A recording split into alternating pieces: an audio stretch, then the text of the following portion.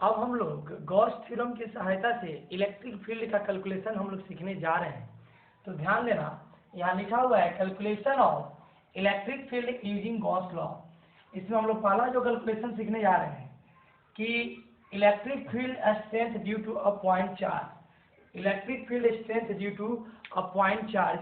आपको पता होना चाहिए कि पॉइंट चार्ज के कारण हम लोग पहले भी यूट्यूब के माध्यम से अपने इसी चैप्टर में कैलकुलेशन सीखे हैं कि पॉइंट चार्ज के कारण इलेक्ट्रिक फील्ड इंटेंसिटी का जो फॉर्मूला होता है KQ/R² होता है। तो अब ध्यान देने वाली बात है कि KQ/R² होता है। तो आप ध्यान दो कि अब हम लोग गॉस थ्योरम की सहायता से कैसे इसको सीखेंगे। तो सबसे पहला काम कि हमने एक पॉइंट चार्ज लिया Q, तो उसके लिए सबसे पहला जब गॉस लॉ का एप्लीकेशन है तो गॉस लॉ की सहायता से जब आप कोई भी चीज़ का कैलकुलेशन करोगे तो जिसका कैलकुलेशन करना है सबसे पहले उसके लिए आपको गॉसियन सरफेस को लेना जरूरी है। क्यों? क्योंकि गॉसियन सरफेस जब तक आप लीजिएगा नहीं तो बिना गॉसियन सरफेस का आप इस बात को याद रखना कि आपका कैलकुलेशन वैलिड नहीं है। तो सबसे पहला काम कि मैंने गॉसियन सरफेस लिया, उस सरफेस का नाम रखा M, और याद रखना अब हमारा चार्ज पॉजिटिव है तो इसलिए हमारा इलेक्ट्रिक फील्ड का जो डायरेक्शन होगा रेडियली आउटवर्ड। मैंने यहाँ पर एक छोटा सा एरिया DS लिया जिसका परपेंडिकुलर कंपोनेंट एरिया वेक्टर ऊपर और इलेक्ट्रिक फील्ड का डायरेक्शन उधर, दोनों एक दूसरे के पैरेलल है। अब यहाँ आता है बारी कि using gauss law the spherical surface shown, दिए गए स्फेरिकल सरफेस के लिए जब हम लोग लगाएंगे तो गॉस लॉ के लिए होता क्या है कि इंटीग्रेशन ऑफ E.S, ये हो गया। ऐसा सिंबल का मतलब होता है, ऐसा सिंबल का मतलब होता है क्लोज्ड सरफेस का इंटीग्रेशन। तो यहाँ पर हो जाएगा E.ds equal to Q enclosed by epsilon not. अब आप सोचो कि अब ये पॉइंट चार्ज है तो इसके कारण जो इलेक्ट्रिक फील्ड का जो डायरेक्शन होगा सब जगह यूनिफॉर्मली डिस्ट्रीब्यूटर, मतलब इलेक्ट्रिक फील्ड सब जगह क्या होगा, यूनिफॉर्म होगा। तो यूनिफॉर्म होने के कारण इलेक्ट्रिक फील्ड को बाहर किया, DS को अंदर रखा। अब Q इनक्लोज, तो गॉसियन सरफेस के अंदर टोटल चार्ज कितना है Q, तो यहाँ मैंने लिखा Q। ये Q इनक्लोज मतलब टोटल चार्ज गॉसियन सरफेस के अंदर का Q इनक्लोज, तो Q यहाँ पर Q चार्ज है डिवाइडेड बाई एप्सिलॉन नॉट। अब DS का इंटीग्रेशन कितना हो जाएगा S, यहाँ Q/एप्सिलॉन नॉट। अब S, तो इसे स्फेरिकल सरफेस का एरिया क्या होगा 4πr², तो मैंने लिया 4πr²। तो E निकालेंगे तो 4πr² नीचे चला गया। अब मैंने क्या किया कि 4πε0 को बाहर कर दिया एक तरफ और Q/r² को एक तरफ, और ये वाला जो पार्ट होता है वो Q होता है। सो फाइनल रिजल्ट हमारा आ गया E बराबर KQ/R²। किसके हेल्प से? तो गॉस थ्योरम के हेल्प से। तो आप यहाँ तक उतारिए, फिर आगे बढ़ते हैं। अगला कैलकुलेशन हमारा है electric field due to a charge conducting sphere. Charge conducting sphere एक हमारे पास है, उसका रेडियस जो है R मान लिया, इससे जो चार्ज है वो Q है। तो ध्यान देने वाली बात है कि हमने यहाँ पर एक गॉसियन सरफेस लिया M जो X डिस्टेंस पर है, जहाँ पर पॉइंट P पर हम लोग इलेक्ट्रिक फील्ड को क्या करने जा रहे हैं, फाइंड करने जा रहे हैं। ध्यान देने वाली बात है कि गॉसियन सरफेस मैंने लिया, यहाँ पर X जो है वो R से बड़ा है। तो अभी हम लोग जो सरफेस लिए वो कंडक्टिंग स्फीयर के बाहर लिए। तो सबसे पहला काम गॉसियन सरफेस लेने के बाद using gauss law for surface M, तो फार्मूला वही integration E.ds equal to Q enclosed by epsilon not, ये तो होता ही है। अब यूनिफॉर्म इलेक्ट्रिक फील्ड होने के कारण E बाहर आ गया तो DS अंदर बचा और Q इनक्लोज, तो Q इनक्लोज तो यहाँ कैपिटल Q है तो यहाँ Q इनक्लोज में कैपिटल Q हो गया। अब DS का इंटीग्रेशन क्या हो जाएगा S कैपिटल Q/एप्सिलॉन नॉट। अब S तो सरफेस एरिया निकलना है, तो गॉसियन सरफेस का एरिया लेना है, गॉसियन स्फेरिकल सरफेस का एरिया लेना, नॉट कि छोटा वाला का। छोटा वाला का एरिया नहीं लेंगे, ये बड़ा वाला सरफेस का एरिया लेंगे। तो बड़ा वाला का रेडियस कितना है X, तो हो जाएगा 4πx² इक्वल टू Q/एप्सिलॉन नॉट। अब पूरे टर्म को नीचे ले गए, नीचे ले जाने के बाद 4πε0 के एक साथ लिखे, Q/x² को एक साथ लिखे, और ये वाला जो वैल्यू होता है वो K के बराबर होता है। सो फाइनल रिजल्ट E बराबर हमारा आ गया KQ/x²। जब हमारा X ग्रेटर देन R हो, जब X और R आपस में इक्वल हो जाए, मतलब कंडक्टिंग स्फीयर के सरफेस पर इलेक्ट्रिक फील्ड की बात करें तो x और r इक्वल हो जाए तो जहाँ x है वहाँ r रखेंगे तो हमारा रिजल्ट आ जाएगा सरफेस पर ES सरफेस पर electric field KQ by R square, कब? जब x बराबर r हो तब। लेकिन जैसे इनसाइड कंडक्टिंग स्फीयर के इनसाइड इलेक्ट्रिक फील्ड क्या होगा? तो जीरो। पूछो क्यों? क्योंकि अंदर कोई पार्ट हम लेंगे तो हम अंदर मान लो कोई पार्ट पॉइंट लिए P, तो P पॉइंट लिए तो Q इनक्लोज, तो Q इनक्लोज तो Q इनक्लोज तो कुछ है ही नहीं, Q इनक्लोज तो उधर सरफेस पर है, और सरफेस पर है तो सरफेस के लिए तो कैलकुलेशन हम लोग कर लिए, उसके बाहर के लिए कर लिए, लेकिन अंदर है ही नहीं तो Q इनक्लोज जीरो, मतलब हमारा इलेक्ट्रिक फील्ड क्या हो जाएगा? जीरो हो जाएगा। तो आप यहाँ तक आराम से उतारिए, फिर आगे हम बढ़ते हैं। चलिए हम लोग आगे बढ़ते हैं, अगला कैलकुलेशन देखते हैं। Electric field due to uniformly charge non conducting sphere. तो नॉन कंडक्टिंग स्फीयर है तो सबसे पहला सिचुएशन को समझते हैं। तो स्फीयर के आउटर सरफेस और सरफेस, स्फीयर का जो सरफेस है तो इस पर ध्यान देने वाली बात है कि इस पे जो चार्ज है वो चार्ज कितना है? Q है। तो अब ध्यान देना कि आउटर पार्ट पर कितना हुए भी हम लोग कैलकुलेशन सीखे। जब x बड़ा होगा r से तो E electric field out equal to KQ by X square. जब x और r आपस में इक्वल होगा तो KQ बाई r स्क्वायर। अब x जो है r से छोटा हो जाए, मतलब इसके अंदर हमें गॉसियन सरफेस लें, ये वाला पार्ट हमारा गॉसियन सरफेस हुआ जिसका रेडियस x हुआ, तो P पॉइंट पर हम लोग इलेक्ट्रिक फील्ड निकालें तो ये कैलकुलेशन हमारा इंपॉर्टेंट बन जाता है नॉन कंडक्टिंग स्फीयर के लिए।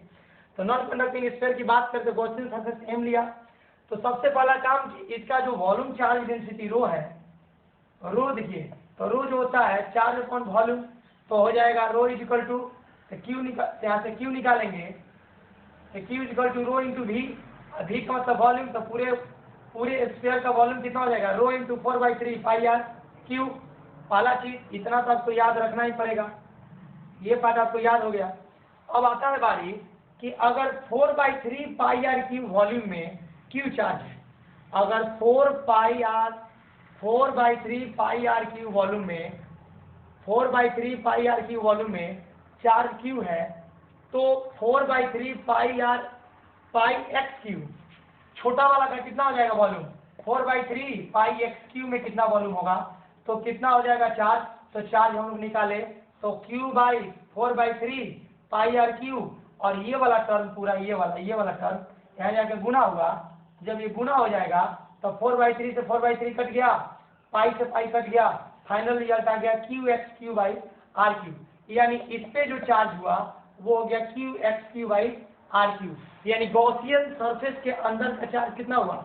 गॉसियन सरफेस के अंदर का चार्ज हुआ QX बाई आर क्यू। अब समझने वाली बात है कि जब x लेस देन r होगा तो कैलकुलेशन कैसे करेंगे? बहुत इजी कैलकुलेशन है, एप्लीकेशन पढ़ रहे हैं हम लोग गॉस लॉ का, तो ध्यान दीजिए। कैलकुलेट कर रहे हैं इलेक्ट्रिक फील्ड को, we apply gauss law for surface M।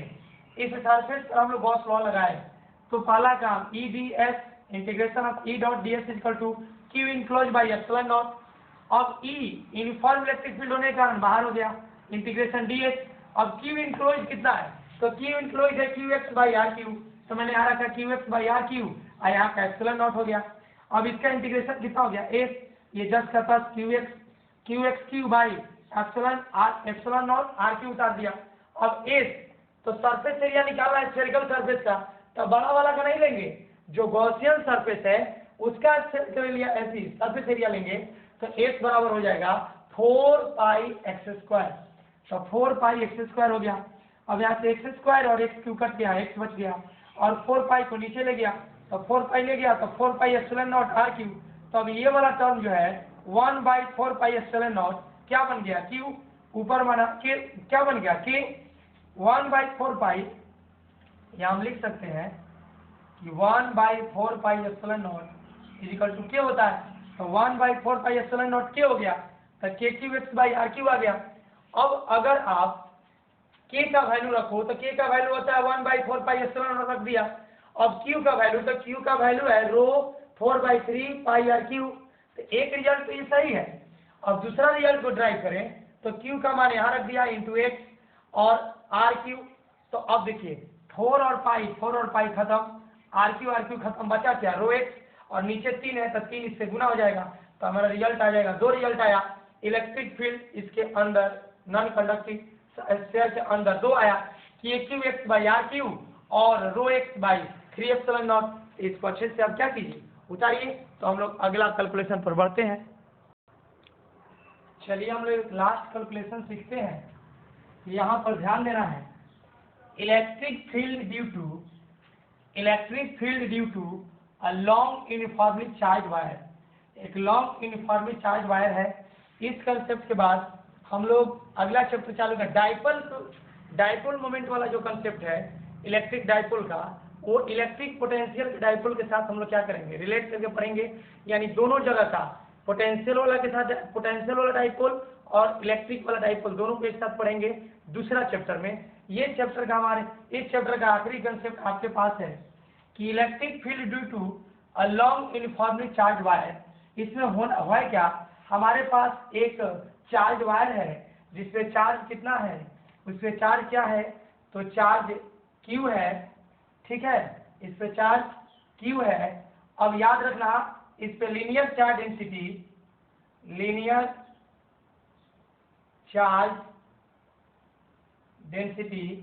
Lambda है, लीनियर चार्ज डेंसिटी लेमडा है। अब समझने वाली बात है कि अब हम क्या किए कि सबसे पहले इसके अबाउट इलेक्ट्रिक फील्ड निकालना है, तो मैंने गॉसियन सरफेस लिया, सिलिंड्रिकल गॉसियन सरफेस लिया, और इस सरफेस के अकॉर्डिंग आपको पता होना चाहिए कि चार्ज पॉजिटिव है तो इलेक्ट्रिक फील्ड का डायरेक्शन रेडियली आउटवर्ड होगा। अब मैंने देखिए ये सिलेंडर टाइप का शेप है, तो एक सरफेस हमारा ये हुआ, एक सरफेस हमारा ये हुआ, और एक सरफेस हमारा ये होता है, 1 2 3 सरफेस हुआ। तो 3 बार हम लोग क्या करेंगे, इंटीग्रेट करेंगे। अब यहाँ पर मैंने एक स्मॉल लेंथ ds लिया, तो उसका डायरेक्ट इसका जो एरिया वेक्टर हो गया वो ds इधर हो गया और इलेक्ट्रिक फील्ड भी इधर हो गया। अब यहाँ पर एक ds लिया तो इसका परपेंडिकुलर एरिया वेक्टर हो गया, लेकिन इलेक्ट्रिक फील्ड का डायरेक्शन इधर क्यों होगा, क्योंकि पॉजिटिव चार्ज का रेडियली आउटवर्ड होता है। यहाँ पर भी एक छोटा सा ds वेक्टर लिया, तो नीचे ds वेक्टर हो गया, उसका वेक्टर एरिया वेक्टर, और इसके कारण इलेक्ट्रिक फील्ड इधर हो गया। अब 3 गो सरफेस है और यहाँ से यहाँ तक का लेंथ ले लिया l। समझने वाली बात है कि यहाँ से इस वायर से r डिस्टेंस पॉइंट P पर इलेक्ट्रिक फील्ड हम लोग निकालने जा रहे हैं, r डिस्टेंस पे निकालने जा रहे हैं।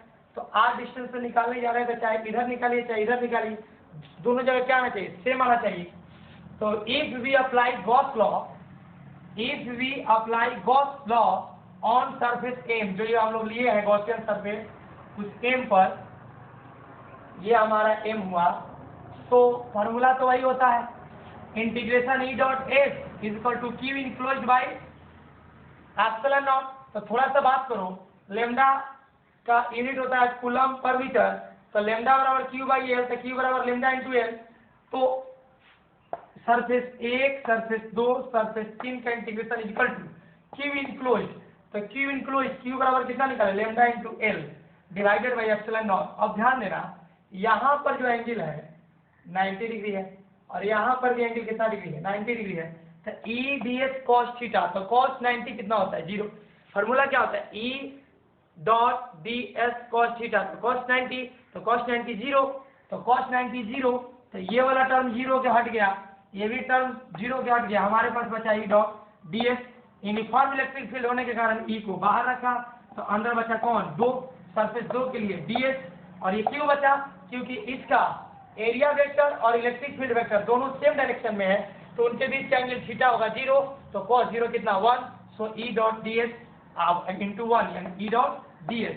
आगे ये वाला टर्म 90 डिग्री के कारण खत्म, ये वाला टर्म 90 डिग्री के कारण खत्म, lambda L by epsilon not, यहाँ लिखा ds का इंटीग्रेशन S E गुणा S is equal to lambda L by epsilon not. अब S का मान 2 पाई RL कैसे हुआ, S का मान 2 पाई RL कैसे हुआ, तो ये वाला पार्ट खत्म, ये वाला पार्ट खत्म, तो एक सिलेंडर है, तो सिलेंडर का यदि इस पार्ट को और इस तीनों पार्ट को लेते तो टोटल सरफेस एरिया होता, लेकिन इस पार्ट को जब हटा दिए तो सिर्फ कर्व सरफेस एरिया CA से लेंगे, तो सिलेंडर का कर्व सरफेस एरिया होता है 2 पाई RH, तो 2 पाई RH तो यहाँ h के बदले कितना है l, तो हो जाएगा 2 पाई r l, l से l कट गया तो E बराबर आ गया lambda by 2 pi r epsilon not, 2 pi r epsilon not. अब यहाँ क्या किया, मैंने अपने मन से 2 से ऊपर गुना किया, 2 से भाग किया, तो ये 2 दूनी का कितना हो गया 4 और ये ऊपर 2, तो अब 1/4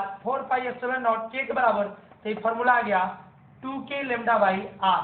इस तरह से चैप्टर 1 जो है हमारा क्या हुआ, एंड हुआ। इसमें का एक कंसेप्ट एनसीईआरटी में दिया हुआ है इलेक्ट्रिक डाइपोल मोमेंट, इसके कंसेप्ट को हम लोग दूसरे चैप्टर इलेक्ट्रिक पोटेंशियल और कैपेसिटेंस से सीखेंगे। तब तक आप पूरा उतारिए, खूब बढ़िया से वीडियो को लगातार देखिए, थोड़ा भी टेंशन नहीं करना है।